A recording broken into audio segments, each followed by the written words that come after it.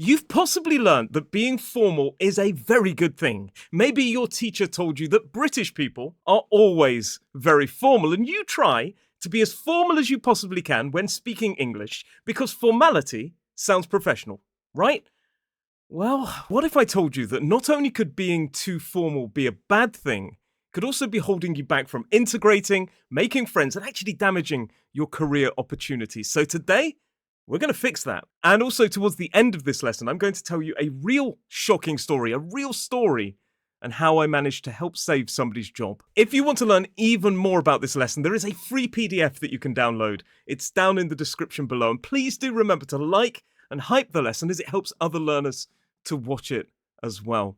Hello, you wonderful people. Welcome to English Right Now. My name is British English Teacher Roy, and I've been a teacher of English for around 16 years. And over that time, I've helped thousands of learners like you understanding British culture, British English, pronunciation in a modern British RP accent, slang, idioms, and also understanding things like this. And today, we're really talking about how to speak naturally. Now, let me start off with a real story, an experience that I had in the classroom. It was when I was teaching in a school in London. I had two young girls. They were about 15 or 16, and they came into my class. And the first thing that I noticed when they spoke to me is that they sounded incredibly formal. Now, they were from somewhere in Eastern Europe. I can't remember exactly where, but they had learned very formal English. And when they actually spoke, they were saying things like, "Oh, might I inquire as to what is going on?" And "Hello, it is an absolute pleasure to meet you." Now, they were speaking incredibly formally, and yes, it was incredibly polite, but they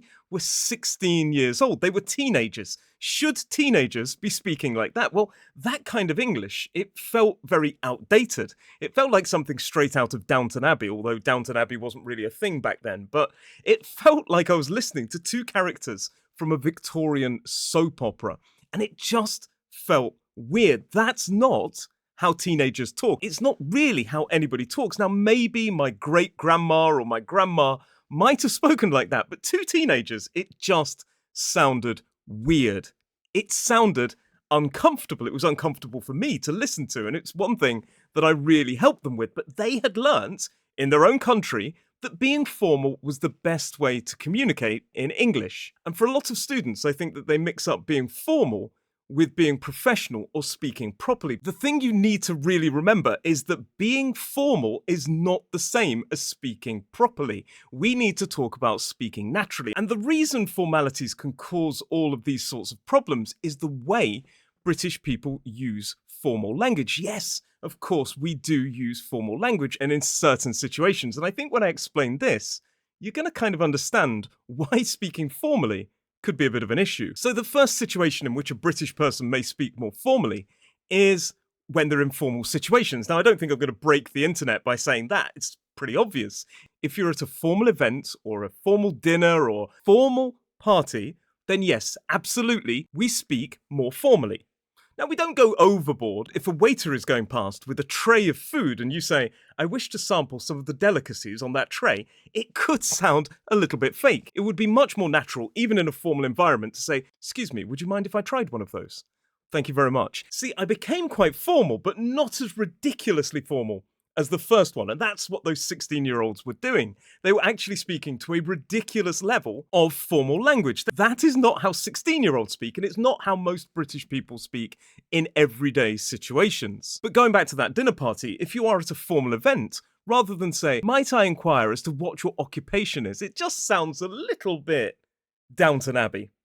It sounds a little bit dated. Instead, you could just say, "May I ask what you do for a living?" May is still quite formal, but it's the right level of formal. So in a formal situation like a state banquet or a dinner party with the king, yes, absolutely, use your formal language. But here's the thing, I actually met the king, well, before he was King Charles III, it's when he was still Prince Charles. And I said, "Pleasure to meet you, Your Highness." I didn't go to a level that would have made it uncomfortable, like, "It has been my greatest desire for the entirety of my life to encounter you in such a fashion." I think he would have found it a little bit weird, and so would I. But I was polite, I was relatively formal, and that's the key. Relatively formal, related to the situation. So if you are in a formal situation, it's absolutely okay to be somewhat formal, not too formal.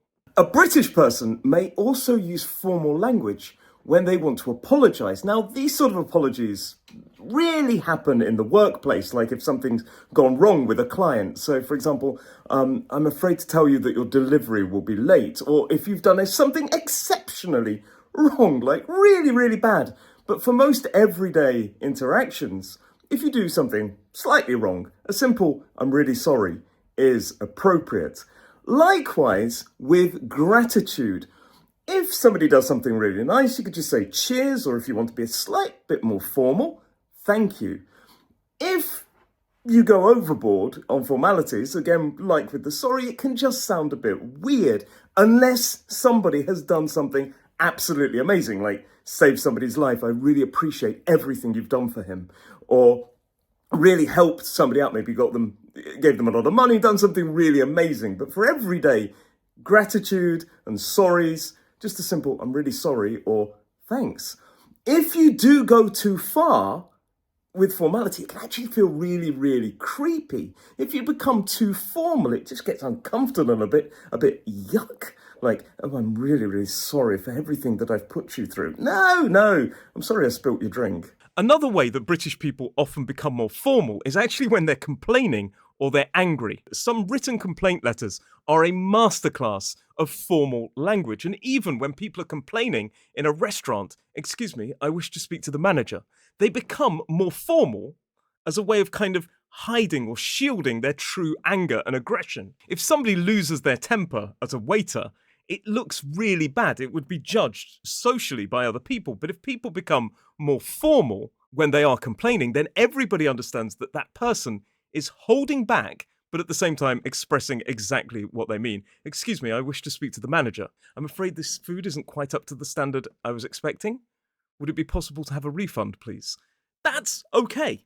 Saying "this food is bloody awful, I want it taken away and I want my money back," is not acceptable at all. That would be judged. Likewise, we don't need to go overboard on the formalities. We don't need to say, "I wish to inform you that this food was not rather bland and rather flavourless in comparison to some other delicacies that I have tried in this very establishment." You don't need to go to that level. But if we realise that sometimes British people will sound much more formal when they're complaining, then we start to get an idea that sounding too formal in everyday situations could be a bit of an issue. Sometimes when British people don't like another person, they can also become more formal. Now, this also sounds a bit counterintuitive. Why would you become overly formal and overly polite with somebody you didn't like? Well, imagine you're at work and you need to work with that person. You shouldn't create a situation that's toxic around you, because that also reflects badly on you and on the other person. It will also get you into trouble. So rather than create open conflict, British people will sometimes try to kill them with kindness.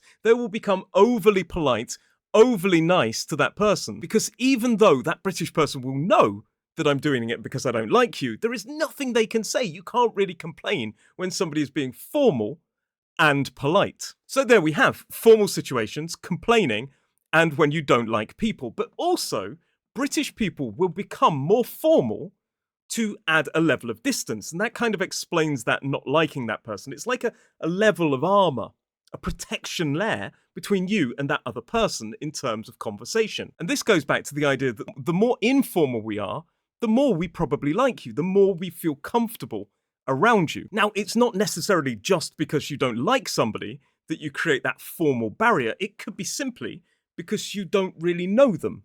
You're not comfortable around them. You don't know what level you can get to in terms of your small talk and your friendship. So you are still finding out the relationship. So you start off being slightly more formal just to not impose too much on the other person. The British person may become slightly more formal as a form of social self-protection. But notice that I keep saying slightly. Again, we don't go to those levels of Downton Abbey or C-3PO. "Might I inquire? I am fluent in over blah, blah, blah. Oh my."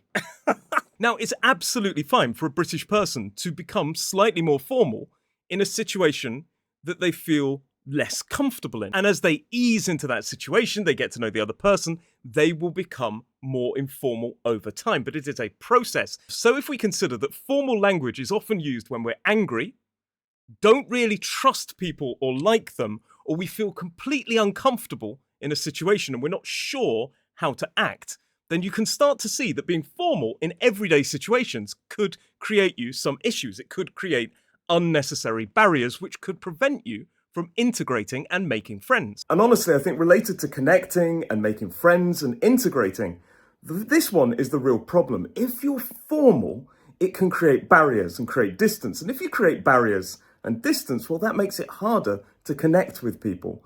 And if you are too formal with a British person, that person may understand or may interpret your formality as meaning, I don't want to connect too much. I don't want to drop my barriers. I want to stay at this level. And that may limit your opportunities as well. We'll get onto that story soon, but how can you check if your language is too formal? If you overuse complex structures of sentences or Latin verbs, we'll talk about those in a moment, then your language could be far too formal. Now, complex structures are things like, might I inquire as to what your occupation is far too wordy when you could just say, can I ask what your job is? Or can I ask what you do for a living? Or just simply, what do you do for a living? I'm terribly sorry to bother you, but I was wondering if you could inform me as to where the bus to the main town departs. Why would you speak like that? That's way too formal. When you could just say, do you know where the bus to the town centre goes from? It's much easier. So if you're using overly long, exaggerated and complicated structures of sentences, then that may be too formal. And likewise with those Latin verbs. So let's talk about some Latin words and Germanic equivalents.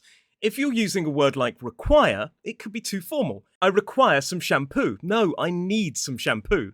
Instead of inquire, just say ask. So rather than, might I inquire as to what you do for a living, could I ask? Instead of encounter, use a word like meet. I encountered him at the bus stop. No, I met him at the bus stop. Don't depart, go. And don't overly use may. It's pretty formal when we can use words like could. Now, I'm not saying that any of those Latin words are wrong. They have their time and their place. And if you sprinkle them in your language from time to time, then yeah, it's going to be okay. But just don't overuse them. Don't rely too much on them in spoken English. And that's what we're talking about.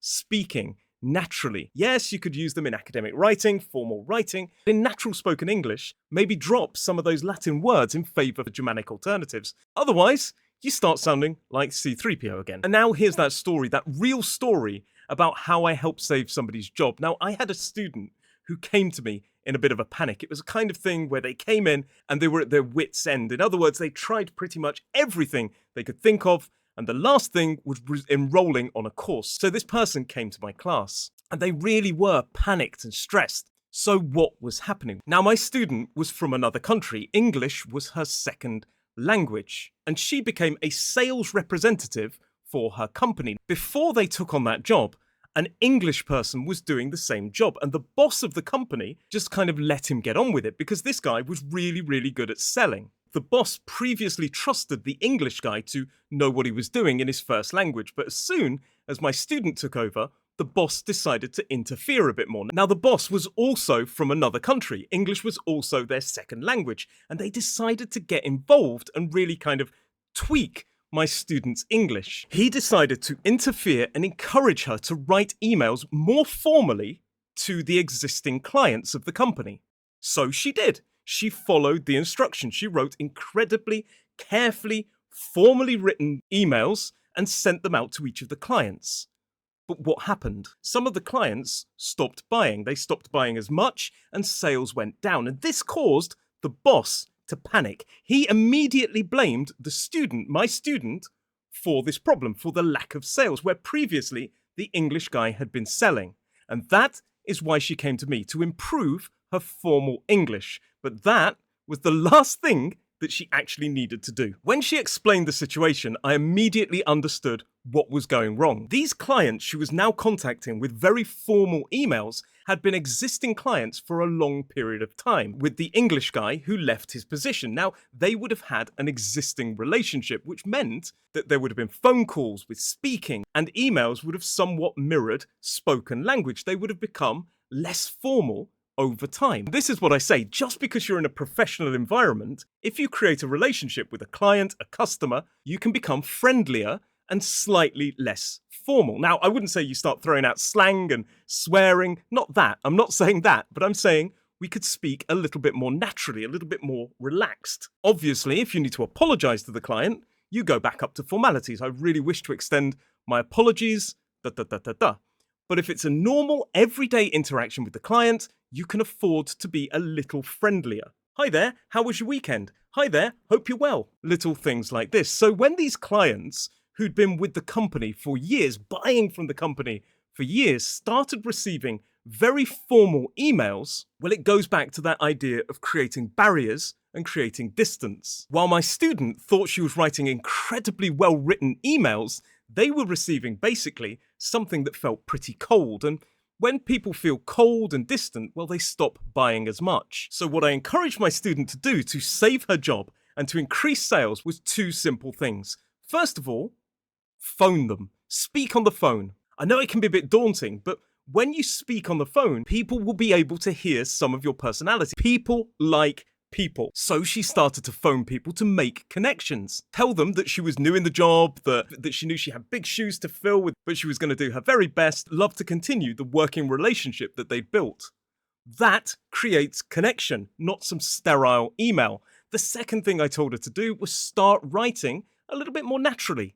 Add things like, hi there, hope you had a great weekend. Hi there, hope you're well. And don't just make it core, cold business. Just a bit friendlier. So there you have it. Don't mix up the words formal with professional and proper. You can afford to sound a little bit more relaxed, a little bit more natural when there is an existing relationship or when there is a warmth to your interactions, whether that be in work or your social life. And in your everyday interactions with friends, with people down the pub, with people you meet in the supermarket, you really shouldn't use that much formal language because it creates barriers, it creates a cold atmosphere. And yes, formality does have its place. We can talk about that in another lesson. But if you are being too formal and going overboard and sounding a bit like C-3PO in a version of Downton Abbey, then it may be holding you back. I'd love to know some of your own experiences and how this could relate to you. But please do remember, there is a free PDF that you can download to learn even more. And do remember to like and hype this lesson. But I just want to say thank you very much for watching this lesson, and I'll see you in the next one.